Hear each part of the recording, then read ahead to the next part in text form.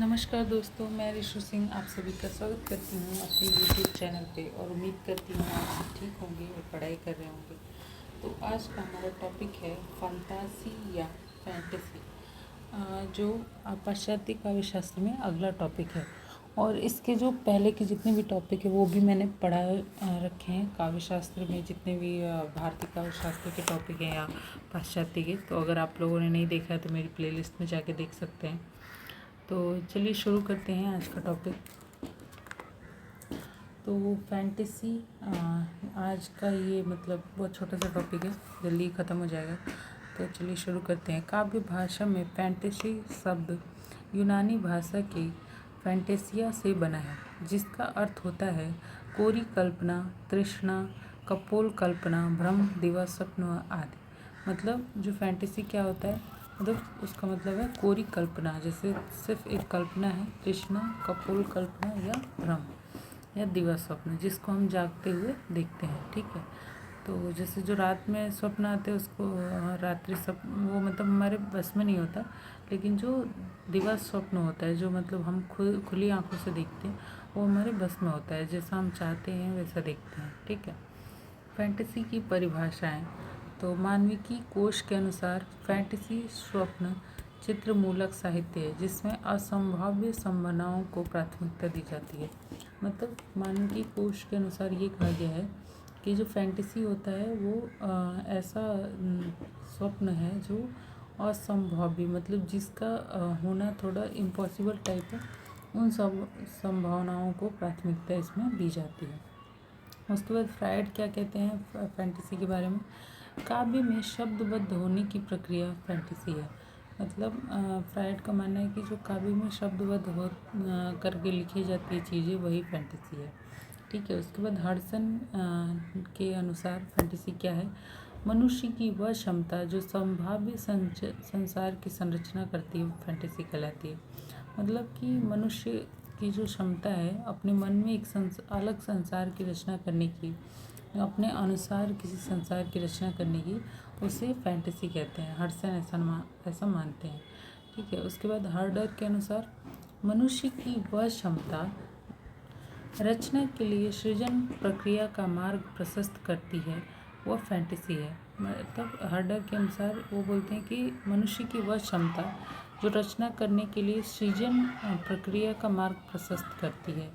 मतलब जैसे जब हम सोचते हैं वही हम लिखते हैं, तो उसका जो मार्ग प्रशस्त करती है वो फैंटेसी है। ठीक है, उसके बाद मुक्तिबोध के अनुसार फैंटेसी क्या है। फैंटेसी में मनु की निगूढ़ वृत्तियों मन की निगूढ़ वृत्तियों का अनुभूत जीवन की समस्याओं का, इच्छित जीवन स्थितियों व इच्छित विश्वासों का प्रक्षेप है। तो मुक्तिवेद क्या मानते हैं कि फैंटेसी में मन की निगूढ़ वृत्तियों का अनुभूत जीवन की समस्याओं का, इच्छित जीवन की स्थितियों व इच्छित विश्वासों का प्रक्षेप है।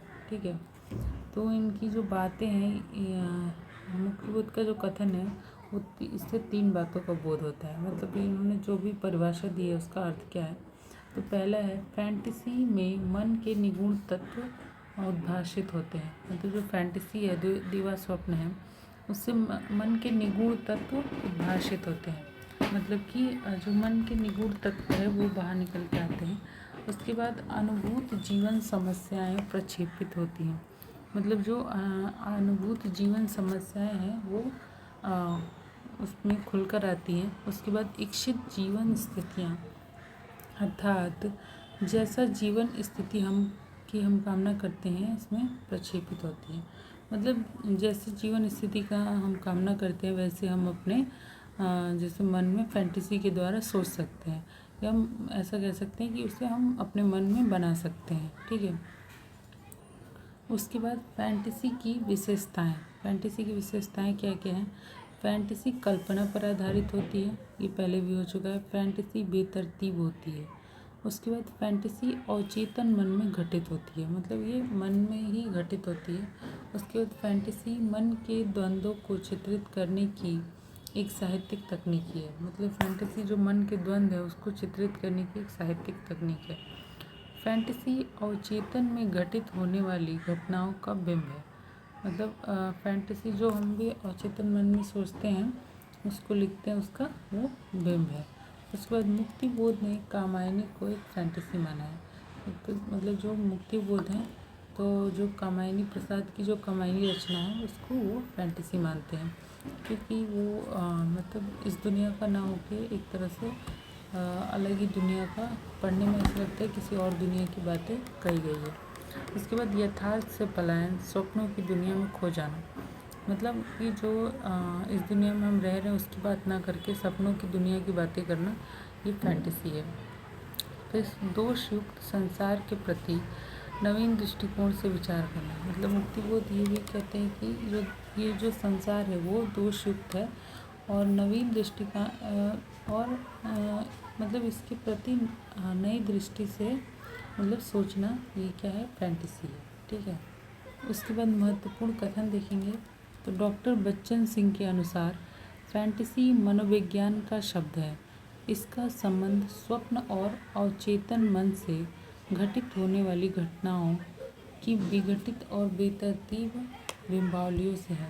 मतलब जो फैंटेसी है वो मनोविज्ञान का शब्द है सबसे पहले तो, और इसका संबंध स्वप्न और अवचेतन मन, जो भी हमारे मन में घटित होता है उससे, उस घटित होने वाली घटनाओं की घटित और बेतरतीब, मतलब कि जो अच्छे से नहीं लगाई गई है, बिंबावलियों से है। ठीक है। साहित्य या काव्य में यह तकनीक के रूप में प्रस्तुत की जाती है। मतलब साहित्य या काव्य में जब हम लिखते हैं तो फैंटेसी को एक तकनीक के रूप में उसका प्रयोग करते हैं। ठीक है। उसके बाद डॉक्टर बच्चन सिंह के अनुसार कामायनी में बिंबावलियों विशृंखलित और विघटित नहीं है। लज्जा शर के सभी बिंब अच्छी तरह समायोजित और श्रृंखलाबद्ध है। तो डॉक्टर बच्चन सिंह जो है ये भी कामायनी को ही फैंटेसी का एक तरह से उदाहरण मानते हैं। तो वो बताते हैं कि कामायनी में बिंबावलियों और विसंकलित और विघटित नहीं है और लज्जा सर के सभी बिंब अच्छी तरह समायोजित और श्रृंखलाबद्ध हैं। तो यहाँ पे ये फैंटेसी ख़त्म होता है। और इसमें अगर आपको कोई भी डाउट हो तो आप कमेंट करके पूछ सकते हैं, और अगर आपको मेरी वीडियो अच्छी लगे तो लाइक, सब्सक्राइब और शेयर कीजिए। धन्यवाद।